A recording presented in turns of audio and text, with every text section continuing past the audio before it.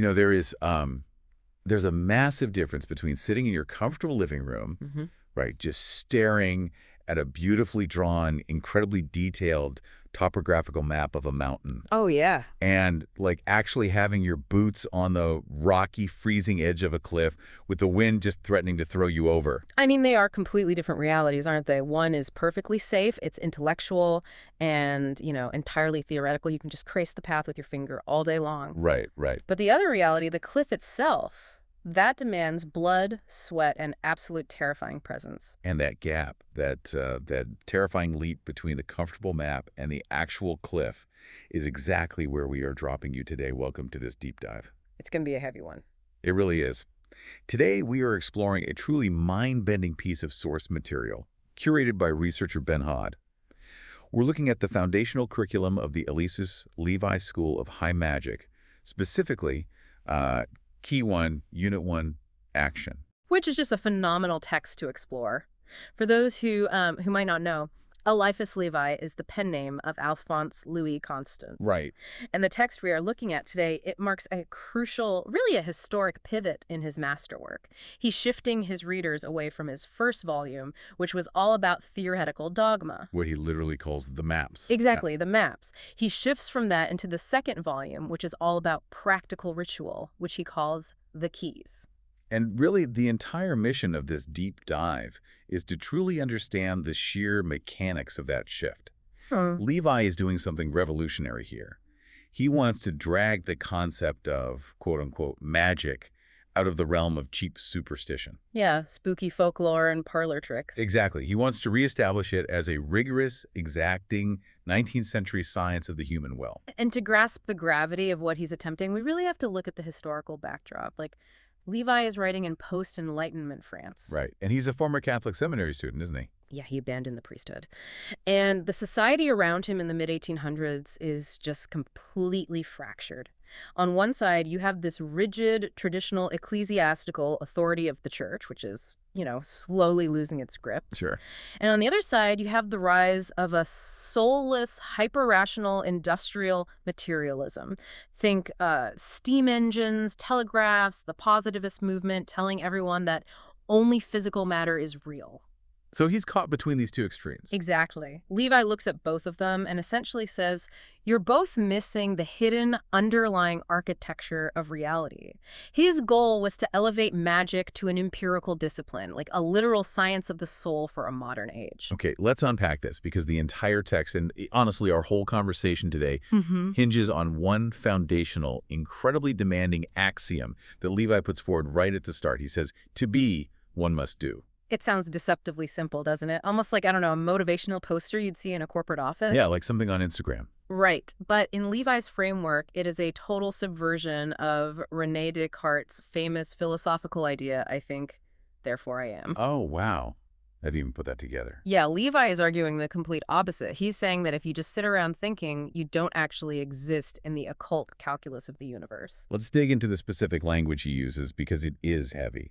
He says that internal thoughts, intentions, desires, they are completely sterile until they're externalized through a concrete physical action. Yep. The quote is, all intentions which are not manifested by acts are vain intentions, and the words which express them are idle words. And the etymology he's playing with there is just brilliant. When he says vain, he isn't talking about vanity or arrogance. Right, not like staring in a mirror. No, he's drawing from the Latin vanus, which literally means empty or void.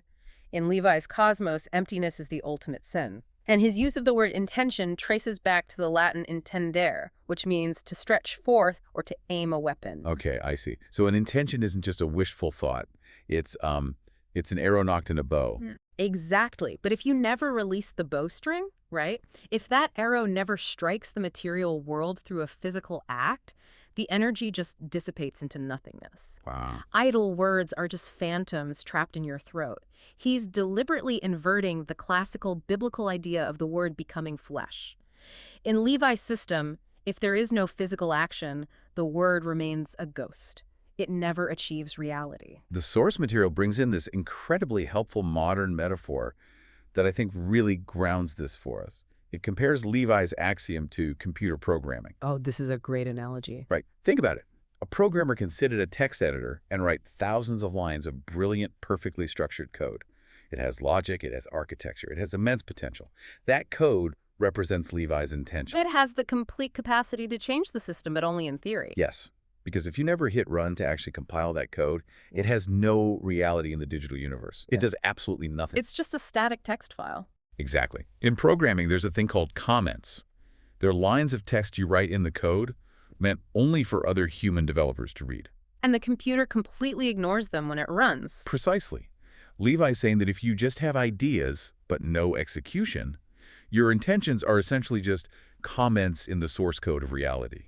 The universe ignores them. To make the software real, the compiler has to take those abstract ideas and translate them into physical electrical signals that actually manipulate the hardware of the machine.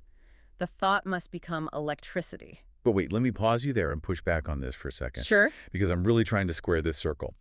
If the human mind and this concept of the will we keep mentioning are so incredibly powerful in Levi's system, why is the physical act so strictly required? What do you mean? Well, shouldn't a truly powerful, highly evolved mystic be able to just bypass the clunky physical realm entirely and manifest things purely through thought? Ah, okay. That is the exact trap of armchair mysticism that Levi was fighting so aggressively against. Oh yeah, he absolutely despised the purely intellectualized occultism of his day. You know, where wealthy aristocrats just sat in dusty libraries reading old books thinking they were powerful. Just reading the maps. Exactly. The universe, according to Levi's rigorous system, demands what we could call a physical tax. The physical tax. I like that. Break that down for me. Okay, so without a physical act to anchor the intention, the psychic energy has no conductor. The human spirit remains mere potential. So it just floats away. Basically, yeah.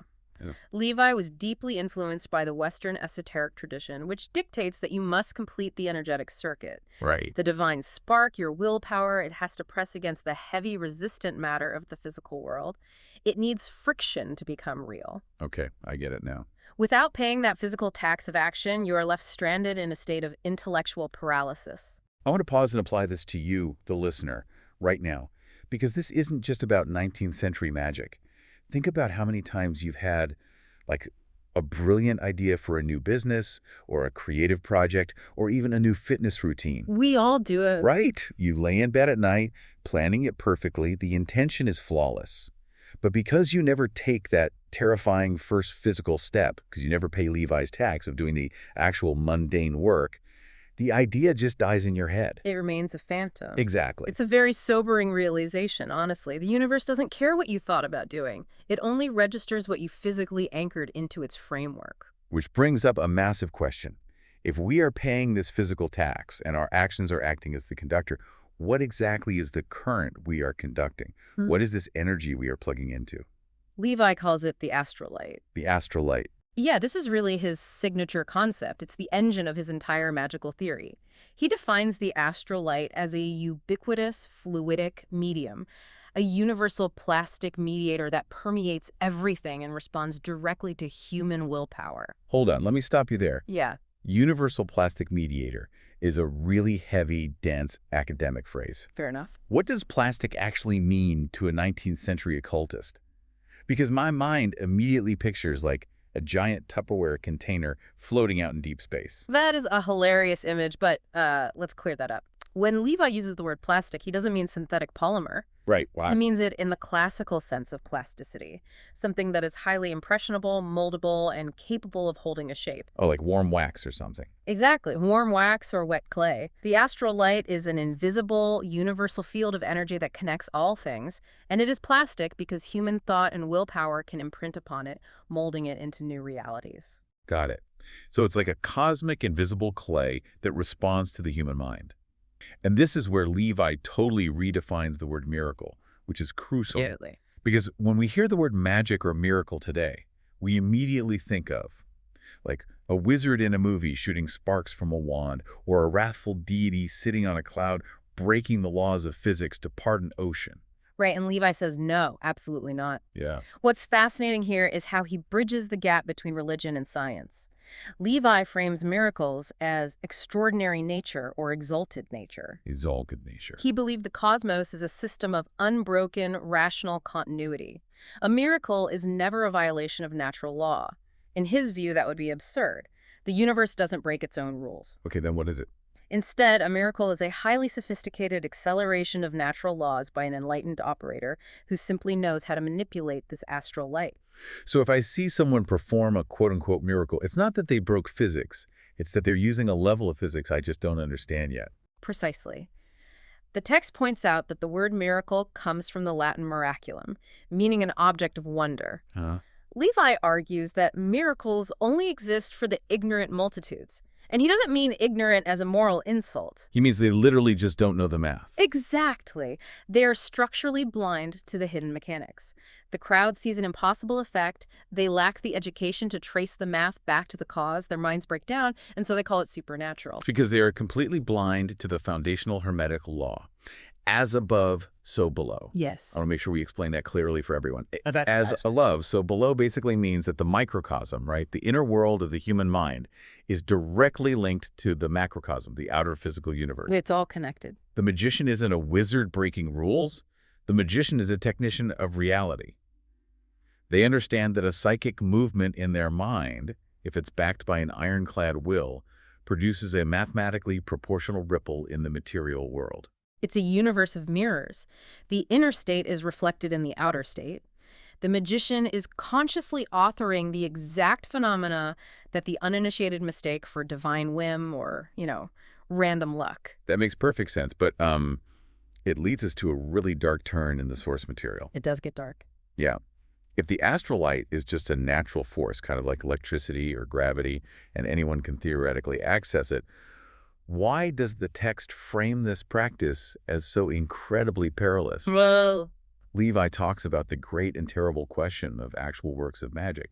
Why is it terrifying? because if you don't perfectly control the astral light, its chaotic currents will inevitably control you. Okay. The source text brings up this creepy, very visceral folklore from Levi's time, the old vulgar tradition that the devil eventually wrings the necks of sorcerers. The devil snapping bones in the dark. I mean, it sounds like a literal horror movie. It really does. But Levi strips the spooky folklore away from that too, doesn't he? He completely demythologizes the devil. In his framework, the devil isn't a horned monster waiting at a crossroads to trick you into a contract. Right, no pitchforks. No pitchforks. The devil is simply the natural, inevitable consequence of an undisciplined mind playing with highly volatile psychic forces. It's like, imagine someone with absolutely no electrical training, right? They walk up to a high-voltage, citywide power grid, and they try to plug a frayed, cheap, low-voltage wire directly into the main line. What happens? It's going to be a disaster. The current violently backfires and completely fries their system. That is the perfect analogy. And the frayed wire in this case is what Levi calls the common human condition. If a practitioner approaches the astral light driven by personal greed, lust, fear, or, a thirst for vengeance, they are fundamentally flawed conductors. But I really want to dig into the mechanism of that. Sure. Why does being greedy or angry cause the system to short circuit? Like, what is the actual physics of that failure in Levi's mind? It comes back to what we just discussed about the astral light acting as a mirror. It's plasticity. Okay, the wax. Right. If you try to perform a magical act because you desperately need money or because you are terrified of an enemy, your core vibration is one of lack and weakness. Oh, I see where this is going. You are approaching the universal medium from a state of emptiness. Because the astral light reflects the inner state, it doesn't give you money or safety. It simply reflects and amplifies your core state of desperation. It feeds your lack back to you, magnified 1,000 times. Oh, wow. So you don't manifest wealth. You just manifest the deeper, more crushing poverty. Exactly. You're literally telling the universe, I am weak and lacking, and the universe says, message received, here is more weakness. And that is where the concept of passion becomes so incredibly dangerous. Passion. Yeah, the word passion comes from the Latin passio, which means a suffering or a state of being acted upon by an external force. If you are angry or greedy, you are not an active agent of free will. You are a passive victim of your own biological and emotional impulses. Wow. If you try to channel the universal plastic mediator while your ego is fractured by base desires, the cosmic equilibrium just snaps back on you like a broken mainspring. Madness, psychological collapse, or moral ruin are the inevitable thermodynamic results. You literally fry your own nervous system. Yes. The danger isn't an external demon. The danger is entirely internal. It creates what esoteric scholars call ontological vertigo. Break that down for me. Ontological vertigo. So ontology is the study of being, right? Of reality itself. Vertigo is that dizzying, spinning loss of balance. Ontological vertigo is the terrifying realization that your own subjective mind is directly shaping reality around you. But because your mind is chaotic, polluted, and fearful, reality itself becomes chaotic and starts bending you until you break. That is. You lose all grounding because your own nightmares are literally tearing down the walls of your life. That is a terrifying thought. So bringing any personal desire, any need, or any passion into a magical operation is basically psychological suicide. How on earth does anyone actually do this? It's the ultimate question. Right. How do you survive wielding this kind of power? This brings us to the ultimate prerequisite for the magus, what the esoteric tradition calls the great work. The great work. Levi says that to survive works of relative omnipotence, the operator must cultivate a passionless heart. A passionless heart. They must be calm, sober, chaste, entirely disinterested, and utterly impenetrable to bias or terror. And this reveals the ultimate mind-bending paradox of Levi's entire curriculum.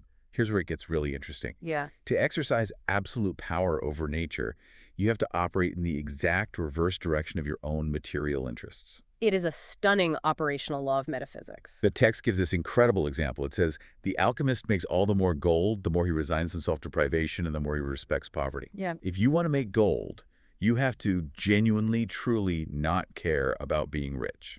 It's an engineering problem of the human soul. Let's look at how Levi reinterprets the Genesis myth, specifically the tree of knowledge of good and evil. Okay, let's look at it. In Levi's view, the universe only allows those to approach the tree of science who are strong enough not to covet its fruits. Because the moment you covet the fruit, right? Yeah. The moment your mouth waters and you need it, you've confessed your weakness. Exactly. You've introduced the frayed wire. You cannot command a cosmic force while simultaneously being a slave to the things that force can buy. If your magic is a tool to get things you crave, you aren't a master, you're just a highly imaginative beggar. Poverty or detachment becomes a tactical shield. Yes. It protects the operator. If you want for nothing, you are unshakable. You become a fixed, immovable point of gravity. Which means the supreme miracle, the ultimate operation of high magic, isn't casting a spell or transmuting lead into gold. It's not. No, the supreme miracle is the total, ruthless engineering of the self. You have to undergo an almost psychological death. You must completely detach from normal human passions so that you can become an impartial, perfectly clear lens for the astral light to shine through.